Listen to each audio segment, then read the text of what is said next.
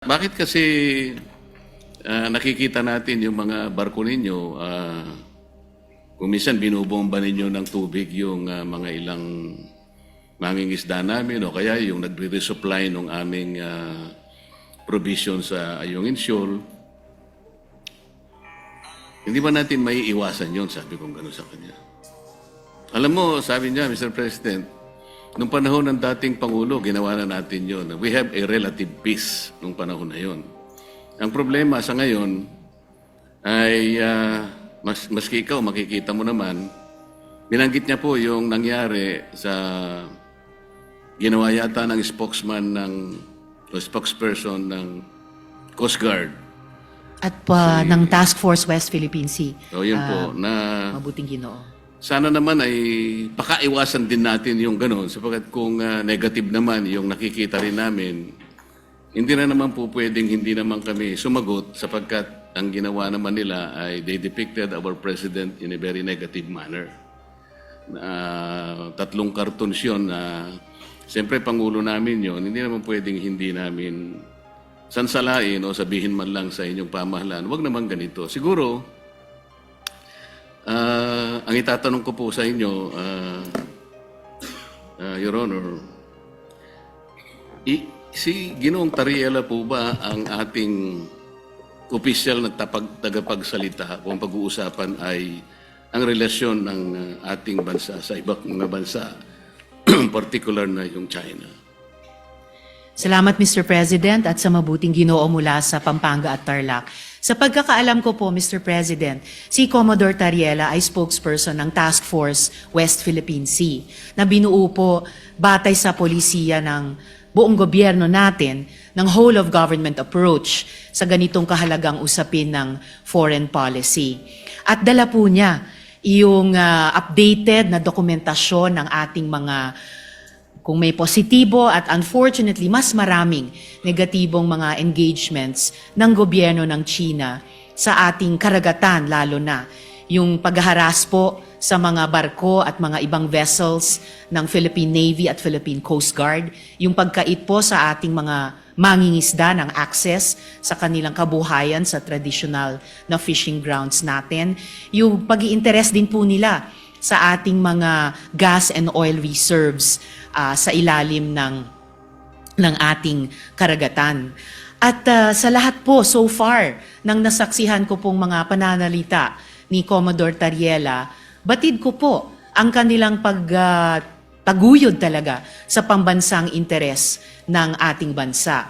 Partikular dun sa incident na tinanong ng good gentleman mula sa Pampanga at Tarlac, nagsasalita si Commodore Tariela sa isang forum, sa isa sa mga kolehiyo sa ating mga pamantasan, at ipinakita niya kung paano kumikilos ang gobyerno ng China led by the Chinese Communist Party at kanilang kasalukuyang presidente.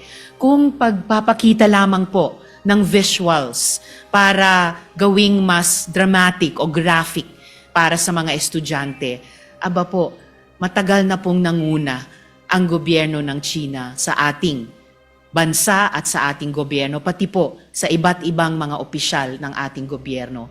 For at least 1 decade, Mr. President, ang mga opisyal na pahayagan ng gobyerno ng China ay nagpapakita ng mga visuals din, and overwhelmingly derogatory po ang kanilang mga ipinapakita. Nilalarawan ang presidente ng Pilipinas bilang isang megaphone lamang ng ibang bansa, dinodrawing na parang marionettes lang ang ating bansa at ating mga Navy at Coast Guard vessels ng interes ng iba pang dayuhang bansa. Wala pong ipinapakitang respeto at tahasang pambabastos sa ating gobyerno. So, dun sa idinaing ni Ambassador sa good gentleman mula sa Pampanga at Tarlac, di hamak na mas maraming dapat iwasto sa kanilang pakikitungo sa atin, hindi lamang sa karagatan, dun sa maraming insidenteng nabanggit na, kundi pati sa paglalarawan, literally and figuratively, sa ating gobyerno at ating bansa kapag nagsusumikap tayong magtahak ng isang independent at interdependent foreign policy, Mr. President. Salamat po sa inyong kasagutan, Mr. President. Alam ko po na si Jay Tariela ay siyang tagapanguna ng Transparency Initiative sa ilalim po ng National Security Council ng ating bansa. Ang Transparency Initiative po, Mr. President, ay yung tinatawag na assertive transparency or measured transparency. Ano po ba ang pagkakaintindi ninyo sa assertive transparency or measured transparency, Mr. President? Sa pagkaintindi ko po, Mr. President, ang assertive transparency ay ibig sabihin, isa sa publiko, lahat ng mga importanteng engagement sa pagitan ng ating bansa at iba pang mga bansa, lalo na sa loob ng ating teritoryo. At particular dito, sa ating dynamic sa gobyerno ng China, ibig sabihin ay hindi magiging mahiyain ang ating gobyerno upang sabihin kapag nga may ganyang mga insidente tulad ng nagbunga ng pagkaputol ng daliri ng isang uniformed personnel natin, yung pansamantalang pagbulag at pagdinig sa ating mga personnel dahil gumagamit ng high-frequency radar o mga laser lights. At pati po yung gaya ng nabanggit na rin ng good gentleman mula sa Tarlac at Pampanga, yung pagkait na makaresupply tayo ng maayos sa ating mga personnel sa mga lugar sa loob ng ating karagatan at teritoryo. Na hindi tayo o hindi ang gobyerno magiging mahiyain sabihin ito sa ating publiko at pati sa regional at international community. Bilang mga bagay na lubos na ikinababahala at nais-iwasto ng ating gobyerno, whether ang lehislatura o ang executive, Mr. President. Ang inyo pong binanggit, Mr. President, ay napapaloob dun sa definition ng assertive transparency. Ngunit kung inyo pong isasaalang-alang, Mr. President, yung assertive transparency, ito po yung merong strategic objective na sa bawat balita na ating isa sa publiko o ipapaalam sa ating mga kababayan, ay kinakailangan meron tayong kaparaanan para sa ganun ay matiyak natin na ang ating paglalahad o pagbibigay ng impormasyon sa publiko ay hindi magiging cause ng panic o kaya ay maaring ma-misinterpret ng publiko. Ibig sabihin, meron pong kaakibat na responsibilidad na maiwasan natin ang hindi pagkakaunawaan. Kasi pag nagkaroon po ng misinterpretation, lalo pong lalala ang isang maliit na problema. Yun nga ang nangyayari po sa atin ngayon, Mr. President, papalaki ng papalaki.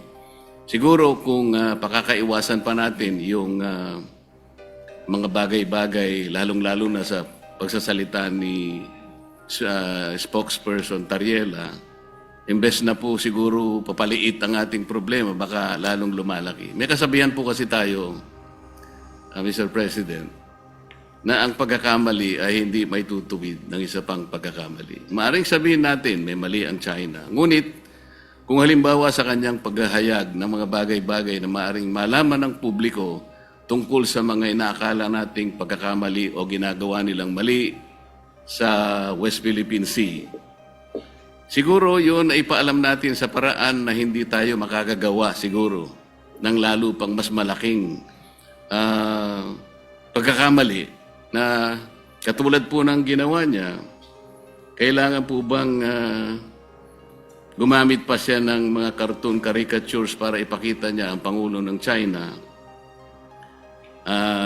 sa isang negative at isang nakakahiyang mga pamamaraan.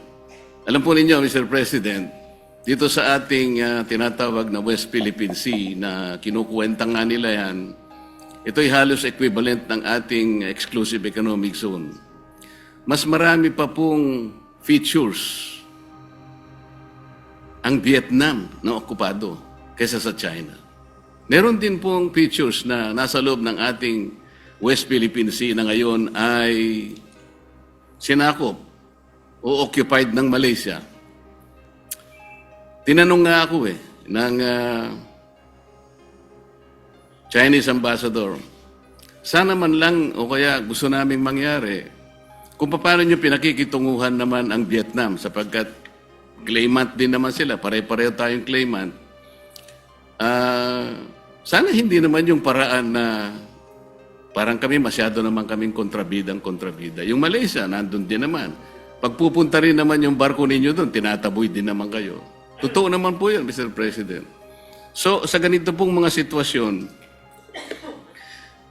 kaya ko po naitanong kanina, Mr. President, kung si Ginong Tariela ang pinaka-spokesperson ng ating bansa, kung pinag-uusapan ay foreign relations. Kasi po, ito po, sa sarili po niyang statement, doon sa kanyang panel discussion organized by Strat-based ADR Institute, ganito po yung sinasabi nila, Mr. President. Not every event in the West Philippine Sea is openly released to the public. The info must first go through the Information Working Group. Ito po ay kinabibilangan ng mga sumusunod, Mr. President.